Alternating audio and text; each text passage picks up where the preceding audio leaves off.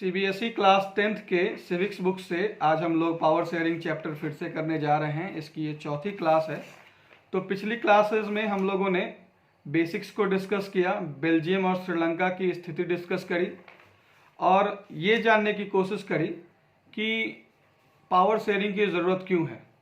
Power sharing जो कि इस बुक में भी आपको बताया गया कि पावर शेयरिंग मेनली दो वजहों से ज़रूरत है, एक प्रूडेंशियल रीजन की वजह से, दूसरी मोरल रीजन की वजह से। इन चीज़ों को हम लोगों ने पहले भी डिस्कस कर लिया है। बेहतर है कि अगर आपको समझना है तो पुराना लेक्चर्स देखो। आज जो है हम लोग दो स्टोरी करने जा रहे हैं, दो सिचुएशन है, दो केस स्टडी करने जा रहे हैं और इसके बाद आपको कुछ सवालों के जवाब देने हैं। तो पहला जो है वो आज हम लोग जो डिस्कस करने जा रहे हैं वो है कि Annette studies in a Dutch medium school in the northern region of Belgium.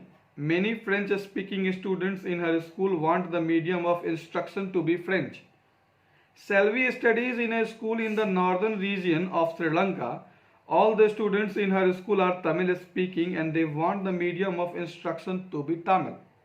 If the parents of Annette and Selvi were to approach respective governments to realize the desire of the child, who is more likely to succeed and why? Annette जो है वो Dutch medium school में पढ़ती है, मतलब ऐसा school जिसमें Dutch language में क्या होती है, पढ़ाई होती है। और ये स्कूल कहाँ सिचुएटेड है? बेल्जियम के नॉर्दर्न रीजन में क्या है, सिचुएटेड है। बहुत सारे फ्रेंच स्पीकिंग स्टूडेंट्स भी इस स्कूल में पढ़ते हैं, ठीक है। और बहुत सारे फ्रेंच स्पीकिंग स्टूडेंट्स जो है वो चाहते हैं कि जो पढ़ाई है, पढ़ाई लिखाई का जो माध्यम है, उसका जो लैंग्वेज है वो क्या हो, फ्रेंच हो। फिर एक दूसरी स्थिति बताई जा रही है, ये श्रीलंका की स्थिति है, सॉरी ये बेल्जियम की स्थिति है। अब जो हम लोग बात करने जा रहे हैं वो श्रीलंका की स्थिति के बारे में बात करना है। तो सेल्वी जो है एक श्रीलंकन स्टूडेंट है। तो सेल्वी जो है वो अपने स्कूल में पढ़ती है नॉर्दर्न रीजन ऑफ श्रीलंका में। सेल्वी जिस स्कूल में पढ़ती है वो श्रीलंका के नॉर्दर्न रीजन में है और नॉर्थ ईस्टर्न रीजन जो है श्रीलंका का वो किसके द्वारा डोमिनेटेड है, तमिल्स के द्वारा डोमिनेटेड है। तो सेल्वी जो है वो नॉर्दर्न रीजन ऑफ श्रीलंका में पढ़ती है, एरिया में, उसी एरिया में क्या स्कूल है, उस स्कूल में वो पढ़ती है।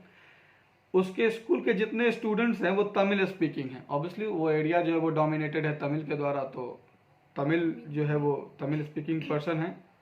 और वो चाहते हैं कि ये लोग जो है वो चाहते हैं कि जो लैंग्वेज है, पढ़ाने का जो लैंग्वेज है वो क्या हो जाए, तमिल हो जाए।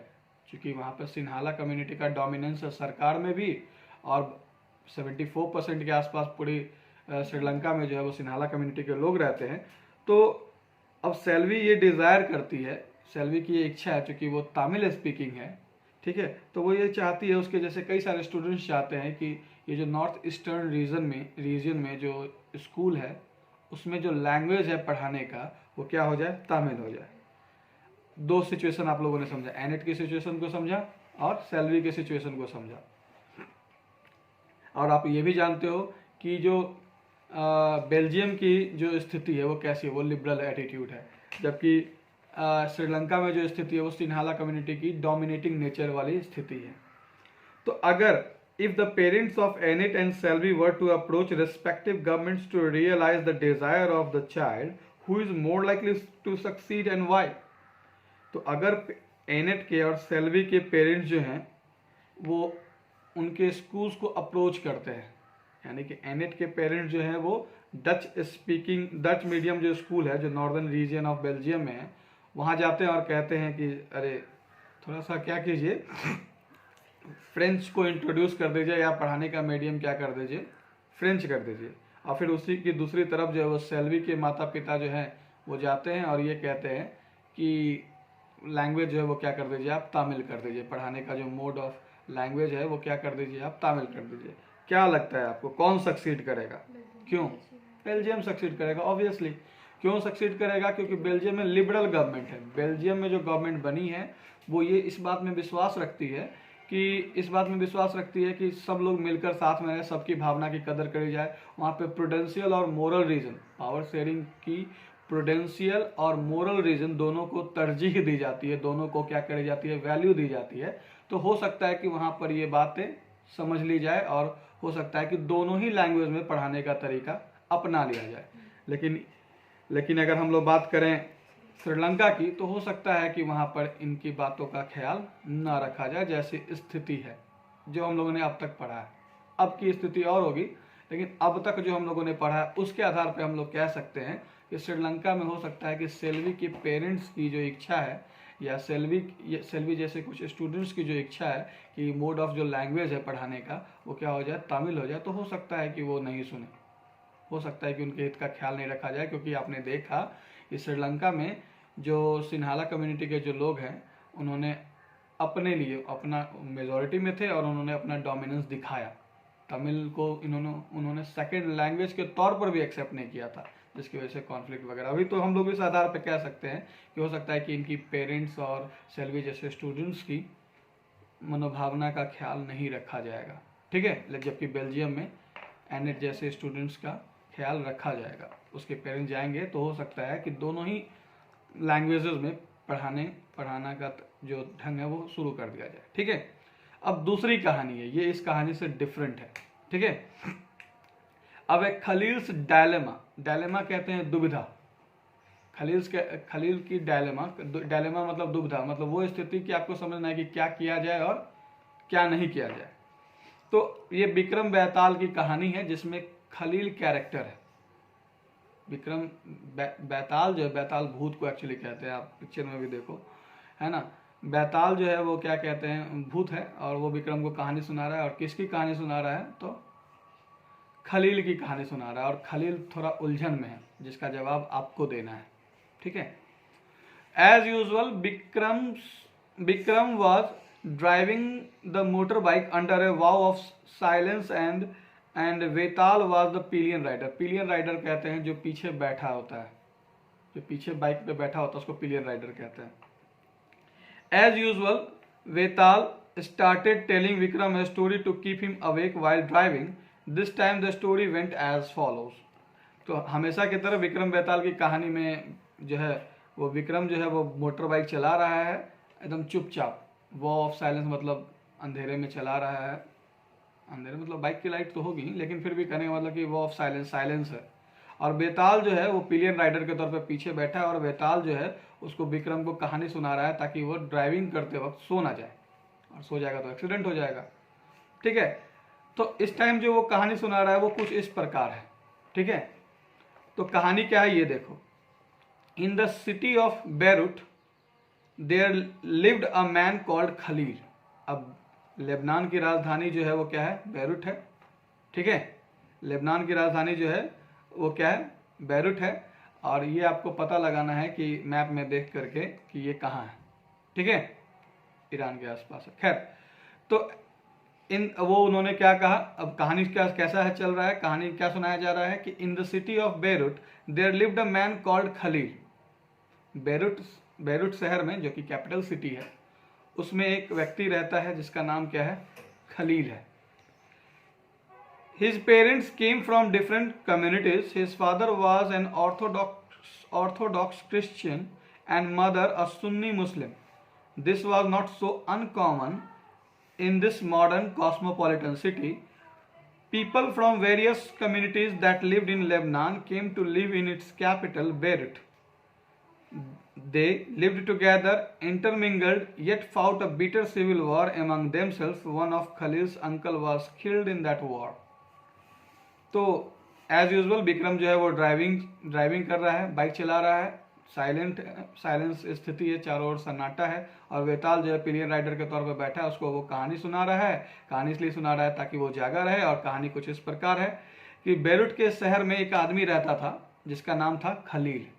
ये बात कौन बता रहा है, बेताल बता रहा है विक्रम को कहानी के तौर पर। तो बेरूट शहर में जो है एक आदमी रहता था जिसका नाम है खलील, जिसका नाम था खलील। उसके पेरेंट्स जो हैं वो डिफरेंट कम्युनिटी से बिलोंग करते थे। उनके पापा जो हैं वो ऑर्थोडॉक्स क्रिश्चियन से क्रिश्चियनिटी को फॉलो करने वाले थे, ऑर्थोडॉक्स क्रिश्चियन थे। जबकि उनकी माँ जो है वो सुन्नी मुस्लिम थी, मतलब क्रिश्चियन ने मुस्लिम से शादी करी। और ये मॉडर्न और कॉस्मोपॉलिटन सिटी में बड़ा ही कॉमन सा है। नॉट सो अनकॉमन का मतलब वेरी कॉमन, कि लोग लव मैरिजेस करते हैं और वहाँ पर जातिवाद का ख्याल नहीं रखा जाता है। तो ये कॉस्मोपॉलिटन सिटी है बेरूट। और ये बड़ा ही कॉमन है कि दो दो कम्युनिटी के लोग आपस में क्या कर रहे हैं, शादी कर रहे हैं। मतलब एक ही कास्ट में शादी हो ऐसी जरूरी नहीं है। तो बेरूट शहर में जो है एक आदमी रहता था जिसका नाम था खलील। उसके पेरेंट्स जो है वो डिफरेंट कम्युनिटी से बिलोंग करते थे। उसके फादर जो है वो ऑर्थोडॉक्स क्रिश्चियन थे, जबकि उनकी माँ जो है वो सुन्नी मुस्लिम थी। और ये मॉडर्न और कॉस्मोपॉलिटन सिटी में बड़ा ही कॉमन बात है कि लोग अलग अलग कम्युनिटी से बिलोंग करने वाले जो है वो साथ आकर रहते हैं, ठीक है, शादी वादी वही करते हैं। तो लेबनान में जो है, ये लेबनान की राजधानी जो बेरूट है वहाँ पर ये रहते थे। हालांकि ये लोग साथ रहें, मतलब डिफरेंट कम्युनिटी के लोग साथ रहें, साथ में मिले जुले, लेकिन फिर भी इन लोगों के बीच में सिविल वॉर हुआ था। इन लोगों के बीच क्या हुआ था, सिविल वॉर हुआ था, है ना। और खलील के एक अंकल की मृत्यु जो है वो इसी वॉर में हो गई थी। सिविल वॉर का मतलब होता है गृह युद्ध, जब देश के लोग ही आपस में लड़ते हैं। मतलब एक देश का दूसरे देश से झगड़ा नहीं होता, एक देश के डिफरेंट कम्युनिटीज के लोग आपस में लड़ रहे होते हैं तो सिविल वॉर कहलाता है। जैसे कि श्रीलंका में हम लोगों ने जाना ना, सिन्हाला और तमिल जो है वो लड़ रहे थे, तो दोनों तो एक ही कंट्री से बिलोंग करते, तो वो सिविल वॉर है, ठीक है। तो हम लोगों ने क्या जाना कि बेरूट शहर में एक आदमी रहता था जिसका नाम था खलील। उसके पेरेंट्स जो डिफरेंट कम्युनिटी से बिलोंग करते थे। फादर जो है वो ऑर्थोडॉक्स क्रिश्चियन, माँ जो है वो सुन्नी मुस्लिम। और ये मॉडर्न कॉस्मोपॉलिटन सिटी में बड़ा ही कॉमन सी बात है कि लोग जो है वो अलग अलग कम्युनिटी से बिलोंग करने वाले जो है वो आते हैं और बेरूट में रहते हैं, जो कि लेबनान की क्या है, राजधानी है। वो साथ में रहते हैं, वो साथ में रहें, इंटरमिंगल मतलब आपस में मिलजुल गए। लेकिन फिर भी वहाँ पर भी क्या हुआ था, उनके बीच सिविल वॉर हुआ था और उसमें जो है वो खलील के एक अंकल की क्या हो गई थी, मृत्यु हो गई थी, उनको मार दिया गया था। At the end of civil war, Lebanon's leaders came together and agreed to some basic rules for power sharing among different communities. As per these rules, the country's president must belong to the Maronite sect of Catholic Christians. The prime minister must be from Sunni Muslim community. The post of deputy prime minister is fixed for Orthodox Christian sect, and that of the speaker for Shias Muslim. Under this pact, the Christians agreed not to seek French protection and the Muslims agreed not to seek unification with the neighboring state of Syria. When the Christians and Muslims came to this agreement, they were nearly equal in population. Both sides have continued to respect this agreement, though now the Muslims are in clear majority. तो civil war खत्म हुआ। Civil war में खलील के एक uncle को मार भी दिया गया था। तो सिविल वॉर के अंत में लेबनान के जो लीडर्स हैं वो कुछ पावर शेयरिंग के कुछ बेसिक रूल्स पर उन्होंने डिस्कस किया। सब लोग इकट्ठा हुए, डिफरेंट कम्युनिटीज़ के लोग एक साथ इकट्ठा हुए, मुस्लिम्स, क्रिश्चियंस, सुन्नी, शिया, सब लोग क्या हुए, इकट्ठा हुए। और सिविल वॉर के अंत में जो है वो लेबनान के लीडर्स जो है वो साथ आते हैं और रूल्स जब इन्होंने बनाया पावर शेयरिंग को लेकर के, तो ये कुछ नियम इन्होंने बनाए। क्या नियम बनाया इन्होंने, rules as per these rules के अनुसार जो कंट्री का प्रेसिडेंट होगा वो Maronite sect of Catholic Christian होगा। मतलब कैथोलिक क्रिश्चियंस के मैरोनाइट सेक्ट मतलब ग्रुप, उससे बिलोंग करता हुआ होना चाहिए। मतलब प्रेसिडेंट कौन होगा, मैरोनाइट सेक्ट का होगा। और मैरोनाइट सेक्ट किससे बिलोंग करती है, कैथोलिक क्रिश्चियन से, ठीक है। तो रूल्स ये बनाया गया कि प्रेसिडेंट जो होगा वो कौन होगा, Maronite sect of Catholic Christian होगा। प्राइम मिनिस्टर कौन होगा, सुन्नी मुस्लिम कम्युनिटी से बिलोंग करता हुआ होना चाहिए। मतलब सुन्नी मुस्लिम से ही क्या किया जाएगा, चुना जाएगा, किसको, प्राइम मिनिस्टर को। और जो डिप्टी प्राइम मिनिस्टर होगा वो ऑर्थोडॉक्स क्रिश्चियन कम्युनिटी से बिलोंग करेगा, ऑर्थोडॉक्स क्रिश्चियन सेक्ट से बिलोंग करेगा। और जो स्पीकर होगा वो सियाज मुस्लिम होगा, शिया मुस्लिम कम्युनिटी से क्या होगा, बिलोंग करेगा। इस पैक्ट के तहत क्रिश्चियंस जो है वो एग्री हो गए, आपस में ये लोग बैठे और इन्होंने तय कर लिया, ठीक है, कि ठीक है भाई, Maronite sect of Catholic Christians जो है वो प्रेसिडेंट बनेगा। प्राइम मिनिस्टर जो है वो किस कम्युनिटी से बिलोंग करना चाहिए, सुन्नी मुस्लिम कम्युनिटी से। डिप्टी प्राइम मिनिस्टर जो है वो ऑर्थोडॉक्स क्रिश्चियन होगा और स्पीकर जो है वो शिया मुस्लिम होगा। और तब जाके ये लोग आपस में साथ में बैठे और तब जाकर के ये तय किया गया कि क्रिश्चियन जो है वो फ्रेंच प्रोटेक्शन नहीं लेंगे फ्रांस से। जैसे कि हम लोगों ने पढ़ा था ना कि 13 अमेरिकन कॉलोनीज को आज़ाद कराने के लिए लुई 16 ने क्या करी थी, मदद करी थी।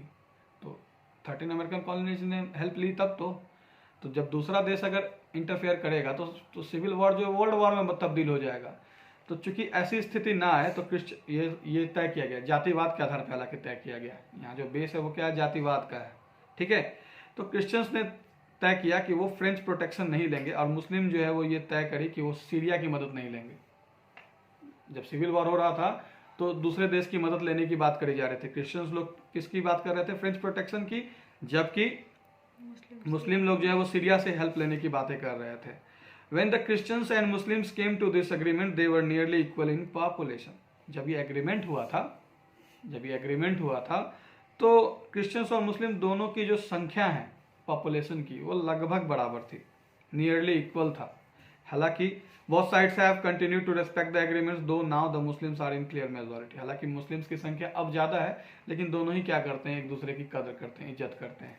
ठीक है, बेल्जियम की तरह देखा ना हम लोगों ने कि कम्युनिटी में लोग ज़्यादा हों या कम, उससे बहस नहीं है। ठीक है, आई बात समझ में, लेकिन सबके हित का ख्याल रखा जाता है, प्रूडेंशियल और मोरल रीजन का ख्याल रखा गया। आई बात समझ में।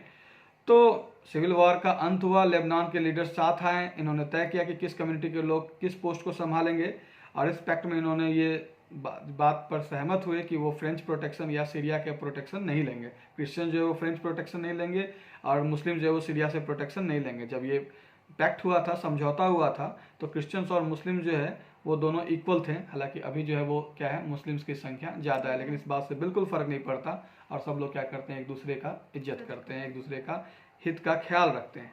Khalil does not like this system one bit. हालांकि खलील को ये बात बिल्कुल नहीं पसंद है। क्यों नहीं पसंद है, जरा सोचो।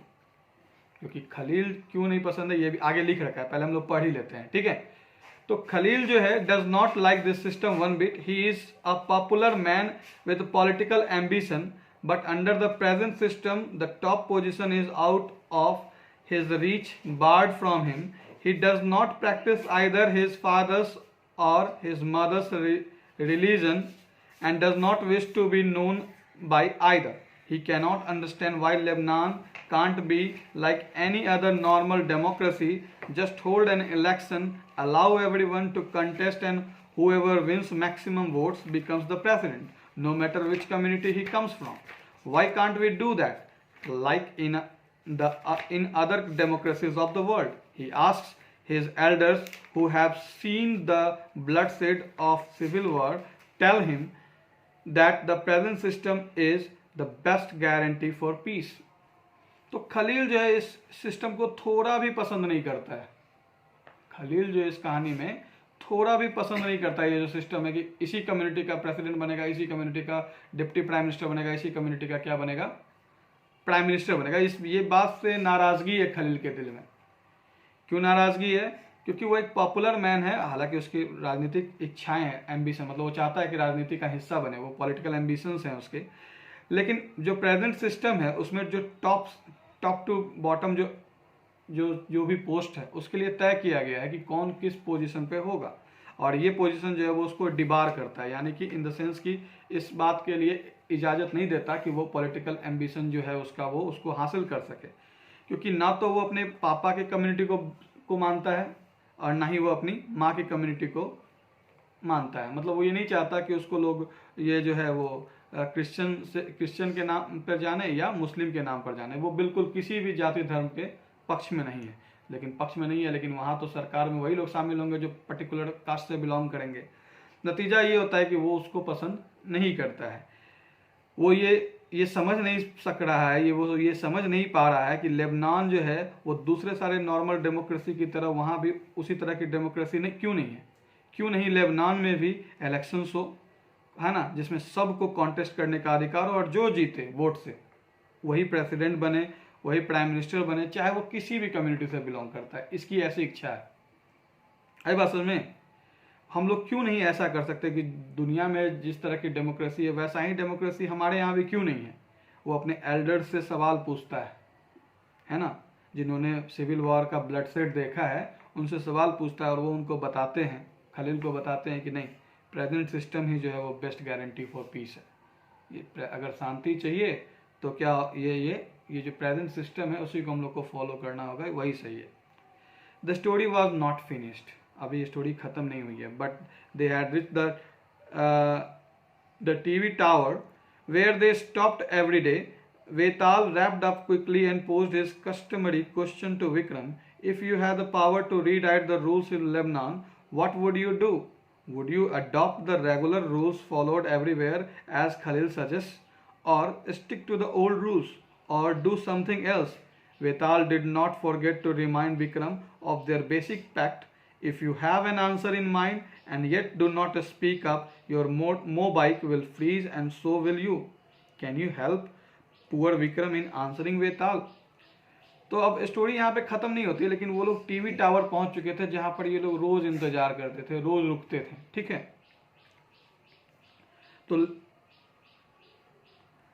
तो वहाँ पर वो लोग पहुंच चुके थे। नतीजा ये हुआ, वेताल ने जल्दबाजी में रैप्ड अप क्विकली का मतलब होता है जल्दबाजी में क्या की, कहानी ख़त्म करी और विक्रम से एक क्वेश्चन पूछ दिया।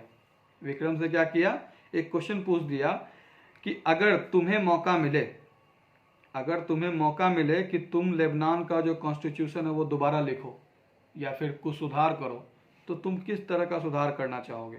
क्या तुम रेगुलर जो रूल्स है जो बाकी सारी डेमोक्रेटिक कंट्रीज अपनाई है उसको अपनाओगे, जैसा खलील चाहता भी है, ठीक है, या फिर तुम पुराने वाले रूल से क्या रहोगे, स्टिक रहोगे, पुराने वाले रूल से चिपके रहोगे, है ना, या फिर तुम कुछ दूसरा करोगे, ठीक है। वेताल जो है did not forget to remind Vikram of their basic fact. अब वेताल जो है वो इस बात का याद दिलाता है कि अगर तुम आंसर जानते हो और फिर भी तुम जवाब नहीं देते हो तो क्या होगा, तुम्हारी मोटर बाइक फ्रीज हो जाएगी, जम जाएगी, तुम भी जम जाओगे, तुम भी क्या हो जाओगे, मर जाओगे। अब आपको पुअर विक्रम की क्या करनी है, मदद करनी है इसका जवाब देने में। सोचो जरा सा क्या जवाब होना चाहिए आपका। अगर आपको उस देश का संविधान में छेड़छाड़ करने की या अमेंडमेंट करने का मौका मिले तो आप क्या करोगे? देखो मैं आपको आंसर देता हूँ कि अगर मैं विक्रम की जगह होता तो कुछ ऐसा करता कि ठीक है, चूंकि जातिवाद के आधार पर सिविल वॉर हुआ था तो ठीक है, उस वक्त जब ये कानून बनाया गया, उस वक्त जब ये संविधान बना कि ठीक है हम ये फलाने कास्ट के या कम्युनिटी के से बिलोंग करने वाले को फलाना पोस्ट देंगे, तो उस टाइम में शांति के लिए यही ज़रूरत थी, है ना।